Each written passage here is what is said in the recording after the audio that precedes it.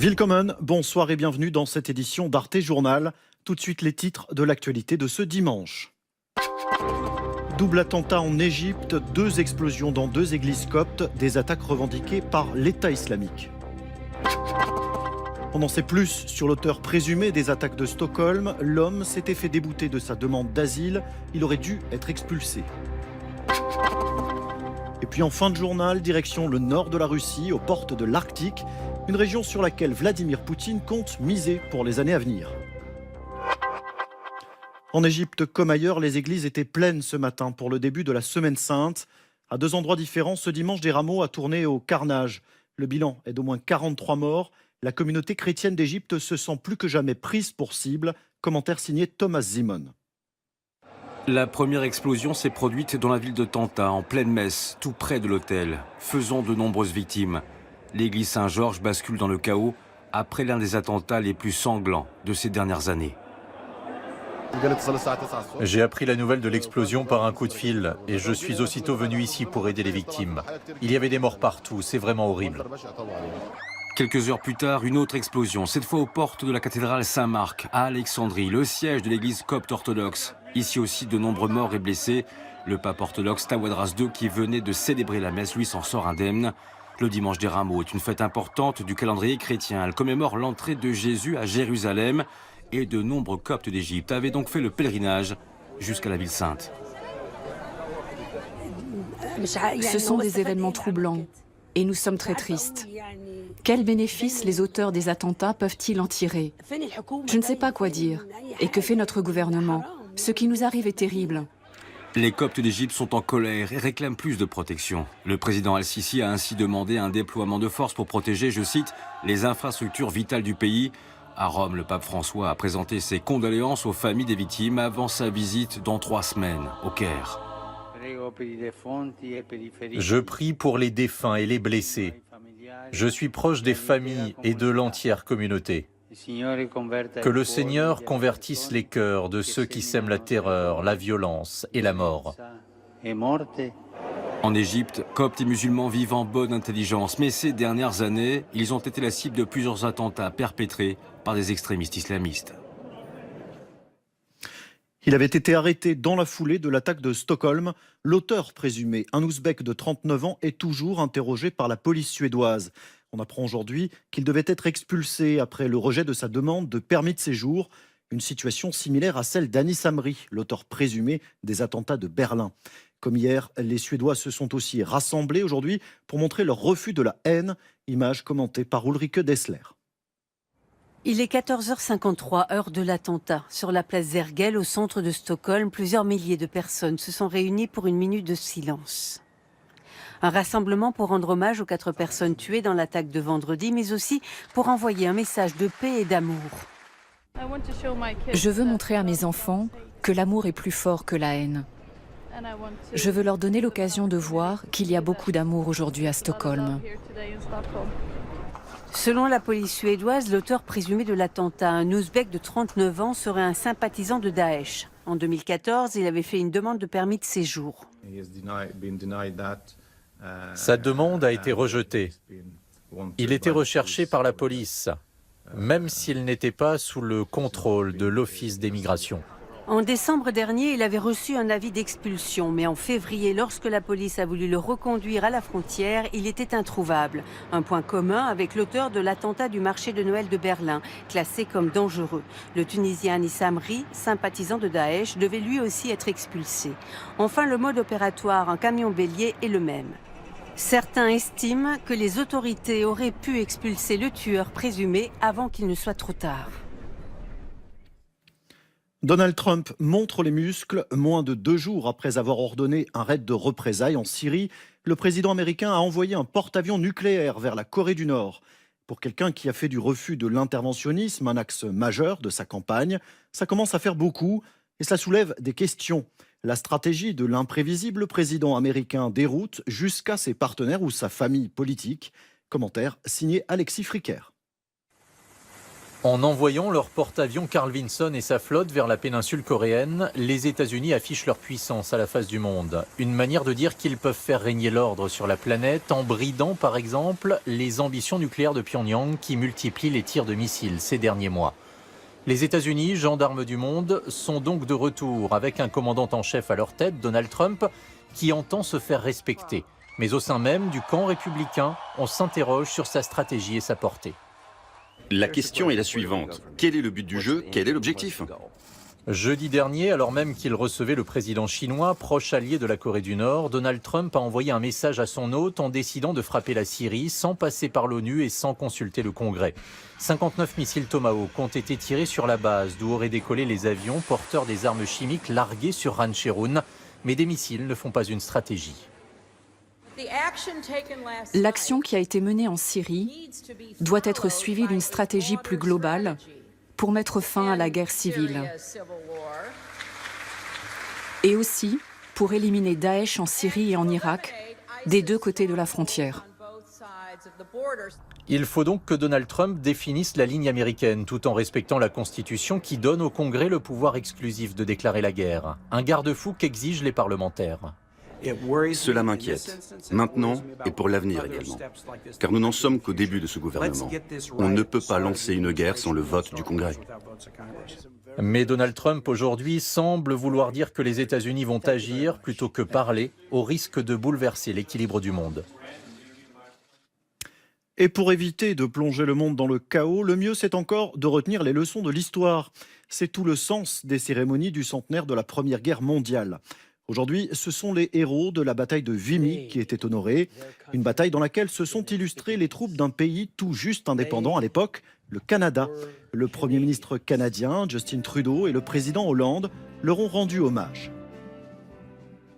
François Hollande, justement, en avait fait un argument de campagne, fermer la centrale nucléaire de Fessenheim avant la fin de son mandat. Un décret dans ce sens est paru ce matin au journal officiel. De là à dire que la promesse est tenue, il y a un monde. L'arrêt n'interviendra pas avant 2020 et d'ici là, il peut encore se passer beaucoup de choses. Explication Marina Mekawi. Sous la ligne bleue des Vosges, la centrale de Fessenheim a encore de beaux jours devant elle. Car même si le décret pour la fermeture de la plus ancienne centrale nucléaire de France a été publié au journal officiel, le conseil d'administration d'EDF est parvenu jeudi dernier à imposer ses conditions. L'exploitation de Fessenheim ne cessera qu'après la mise en service de l'EPR de Flamanville dans la Manche. Or, ce chantier a pris beaucoup de retard. Le démarrage du réacteur nucléaire de 3e génération est prévu pour début 2019. Actuellement, des travaux ont été suspendus pour cause d'anomalies détectées sur la cuve. Le bras de fer entre l'électricien et le gouvernement dure depuis des années. Jusqu'au bout, la ministre de l'écologie est restée déterminée. Je pense qu'il faut que les centrales les plus anciennes, qui coûtent très cher et donc qui pèsent sur la facture d'électricité des Français, puissent fermer quand elles doivent l'être et surtout lorsqu'elles ne sont plus aux normes. À 2 semaines de l'élection présidentielle, rien ne garantit que le prochain président ne fera pas le choix inverse. Pour le gouvernement, le décret qui ouvre la voie à la fermeture de Fessenheim est donc surtout symbolique. Outre-Rhin, les premiers déçus sont les anti-nucléaires ainsi que les autorités allemandes. Berlin a exprimé son immense déception. Les Allemands réclament depuis des années la fermeture de Fessenheim. Comme chaque dimanche, ouvrons notre page spéciale consacrée à l'Europe. À la une cette semaine, les conséquences du Dieselgate. Après l'éclatement de l'affaire des moteurs truqués fin 2015, le Parlement européen avait lancé une vaste enquête pour éviter ce genre de dérive. Les eurodéputés ont rendu leurs conclusions à Strasbourg et elles sont sévères. Les États membres et la Commission notamment sont accusés d'avoir eu connaissance de ces pratiques. En clair, tout le monde a laissé faire, comme nous l'explique Alexander Volkers. Une astuce simple comme bonjour. Au lieu de construire des voitures propres, ces ingénieurs ont installé pendant des années un logiciel truqueur. Grâce à ce stratagème, les véhicules à l'essai émettaient jusqu'à 40 fois moins de substances polluantes que sur route. À l'avenir, cette fraude sera passible d'une amende qui pourra s'élever à 30 000 € par véhicule. C'est du moins ce qu'a réclamé le Parlement européen cette semaine, car il est urgent d'intervenir. Les autorités compétentes des États membres de l'UE n'ont pas réagi de façon appropriée. Certains États membres ont fait de réels efforts, mais d'autres continuent à nier les faits. Ne rien entendre, ne rien voir, ne rien dire. Telle semble avoir été la devise pendant des années. Une consigne suivie par les patrons des firmes automobiles, la Commission européenne et les gouvernements nationaux. Pendant les années de crise, les chefs de gouvernement ne voulaient pas peser sur les constructeurs automobiles, préférant visiblement ignorer l'existence de logiciels truqueurs. La Commission européenne aurait elle aussi été informée de ces agissements. Les constructeurs auraient tout bonnement menti sur le volume d'émissions polluantes des moteurs. C'est ce qu'a découvert une commission d'enquête du Parlement européen après un an de travail. À l'avenir, la Commission européenne devrait pouvoir contrôler les résultats des tests et sanctionner toute fraude. Et surtout, les essais en laboratoire seront supprimés. Nous allons faire nos devoirs et introduire les essais sur route pour que ce scandale ne se reproduise plus jamais. Mais pour les Verts et la gauche radicale, cela ne suffit pas. Ils ont exigé la création d'une nouvelle agence européenne de contrôle indépendante pour superviser les tests d'émissions. Proposition rejetée par l'aile droite du Parlement. Alors le verre est-il à moitié plein ou à moitié vide? Question de point de vue. Reste que la politique et l'industrie regardent enfin la réalité en face. Une première étape vers une voiture réellement propre. Place maintenant au choix de la rédaction parmi les sujets des JT européens de la semaine. Direction la Belgique et plus précisément Molenbeek. Après les attentats de Bruxelles, cette commune a souvent été décrite comme un sanctuaire de la radicalisation islamiste. Depuis, des moyens ont été déployés pour lutter contre ce fléau, mais l'argent pourrait venir à manquer. Voyez ce reportage de nos confrères de la RTBF. Molenbeek et la lutte contre le radicalisme, une histoire loin d'être terminée. Et pourtant, sa cellule anti-radicalisme risque d'être diminuée de moitié. En effet, les contrats de 2 membres sur 4 pourraient ne pas être renouvelés. Et pour cause, Molenbeek a reçu un subside de 150 000 € du fédéral, un one-shot, mais ici, on espérait quand même qu'il soit reconduit. Nous avons très peu de moyens financiers, donc nous espérons quand même que le fédéral va poursuivre cet effort ou que la région ou que les communautés vont nous aider. Parce que la question du radicalisme, ce n'est pas uniquement l'aspect lutte, mais c'est aussi l'aspect accompagnement, prévention, insertion des jeunes. La cellule anti-radicalisme de Molenbeek a déjà traité une 70aine de dossiers. Mais elle n'est pas la seule à progresser sur le terrain. En 2015, 1 million d'euros a été distribué entre les 10 communes les plus touchées par les départs en Syrie pour investir dans la prévention contre le radicalisme. C'est le cas de Scarbeck qui a reçu 100 000 €. Natacha David est chargée de la prévention et elle ne cache pas son incompréhension face au non-renouvellement des subsides. Je trouve ça vraiment difficilement compréhensible, et dommageable évidemment, mais difficilement compréhensible parce que je ne comprends pas la logique qui peut avoir derrière cette décision en termes de stratégie réelle de prévention. Parce que par définition, la prévention, ça se conçoit à long terme. Du côté des autorités communales, c'est le même sentiment qui domine. Aujourd'hui, sur l'ensemble des moyens budgétaires qui sont accordés à la sécurité, on a appris 400 millions de plus. On nous apprend qu'on fait une économie d'1 million, 2 millions sur les communes les plus confrontées au problème. C'est ridicule. C'est vraiment frapper à côté. C'est ne pas permettre de déployer les vraies politiques de terrain qui sont les seules qui auront des résultats à long terme. Le ministre de l'Intérieur assure de son côté que tout a toujours été clair. Pas question donc de renouveler ces subsides, alors que la problématique du radicalisme reste plus que jamais d'actualité. Comme Donald Trump avant lui, Vladimir Poutine a récemment minimisé l'impact du changement climatique. Une petite phrase tout sauf innocente, car le président russe a plutôt intérêt à voir la température grimper. Les énormes ressources de l'extrême nord de la Russie n'en seraient alors que plus faciles à exploiter. Il y a 15 jours, le maître du Kremlin a d'ailleurs organisé un forum pour affirmer sa volonté d'investir dans le Grand Nord. C'était à Arkhangelsk, une ville aux portes de l'Arctique. Notre reporter Vladimir Vazak est allé à la rencontre de ses habitants en compagnie d'un écrivain local.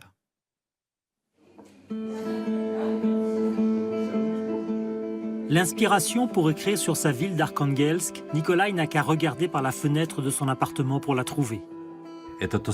C'est l'endroit où commence la mer Blanche, l'océan de glace, c'est le début de l'Arctique. Oui, on peut dire qu'ici, c'est la porte de l'Arctique.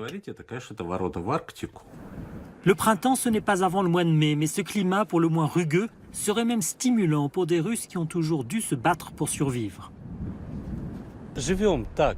Mais c'est comme ça qu'on vit, malgré le fait que tout va mal. Pour nous, eh bien, tout va bien. Et s'il y a des obstacles, ils sont là pour être dépassés. Sinon, on ne vit pas. C'est pour ça que personne n'arrive à nous comprendre. Il rigole souvent, Nikolai, et il adore raconter l'histoire de cette ville qui a été le premier port de toute la Russie. Point de rencontre avec l'Europe, mais aussi point de départ de la conquête du pôle. Et demain, il y aura la route du Nord, celle qui raccourcit d'un tiers le trajet entre le Pacifique et l'Atlantique en longeant la Sibérie. Un nouveau port sera construit dans l'Arctique et celui d'Arkhangelsk sera aménagé en eau profonde.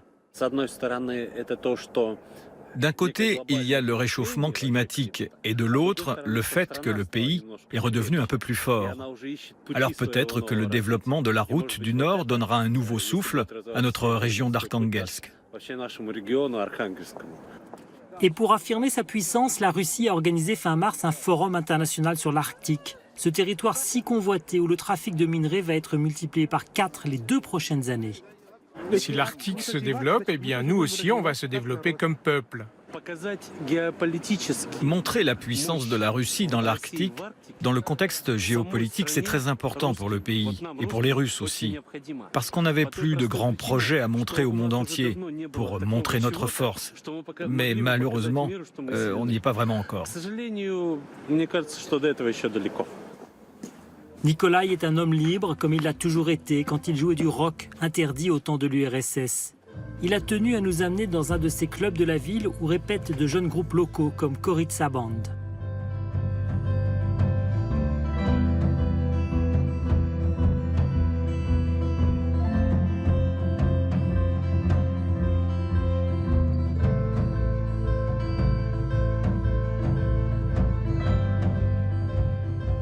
De sa génération, il y a le peintre Dimitri Troubine. Dans son atelier, il lui montre ses derniers travaux. Une série de portraits de prisonniers politiques sur l'île voisine de Solovki, au temps de l'URSS. C'est terrible. Tout ça, c'est terrible. Nikolai est ému. C'est pas croyable, c'est inimaginable. Quand est-ce que tu montres ça au monde entier? Ça sera montré dans l'exposition sur les 100 ans de la Révolution, parce que cela fait partie de l'histoire de la Révolution russe. Comme à l'époque soviétique, le soir au JT, la parole est au chef. Vladimir Poutine avait le jour même fait le déplacement jusqu'au forum d'Arkhangelsk, mais c'est la dimension géopolitique de l'Arctique qui a pris le dessus. Развиваем свою пограничную военную деятельность. Это территория Российской Федерации. И мы исходим из того, что мы, так же как и любая страна, как Соединенные Штаты, которые являются нашими соседями, кстати говоря, по Арктике. En regardant ce reportage, je comprends qu'en tant qu'habitant de cette région, cela ne va absolument rien changer à notre vie. La difficulté des gens du Grand Nord à survivre, Nikolai va nous la montrer le lendemain matin, en descendant devant chez lui sur la glace pour rejoindre l'île de Keg Ostrov. Il faut traverser le chenal puis monter dans un improbable taxi. Et son chauffeur n'a aucun mal à rouler sur la glace. Le village est à moins de 3 km du forum, mais c'est un autre monde où il n'y a même pas l'eau courante. Vous n'avez pas regardé la télé hier soir? Moi, j'ai rien vu. Moi, si, j'ai vu que Poutine était arrivé ici. Hier au forum, ils ont parlé de l'avenir de la région, du développement, des nouvelles technologies, de l'avenir. Et en fait, ici, c'est toujours le 19e siècle. Oui, c'est ça, le 19e siècle. En Russie, il y a toujours cette confrontation de deux mondes et ça va durer longtemps. Oui, très longtemps. Sur le chemin du retour vers la terre ferme, nous passons juste à temps sur la fragile passerelle. Un cargo brise-glace arrive dans le chenal. Là est la confrontation de ces deux univers, celui de l'être humain, un microbe dans ce paysage, et celui de la Russie dominante, décidée à faire de l'Arctique sa nouvelle terre de conquête. Car en 2050, la route pourrait être libérée des glaces toute l'année.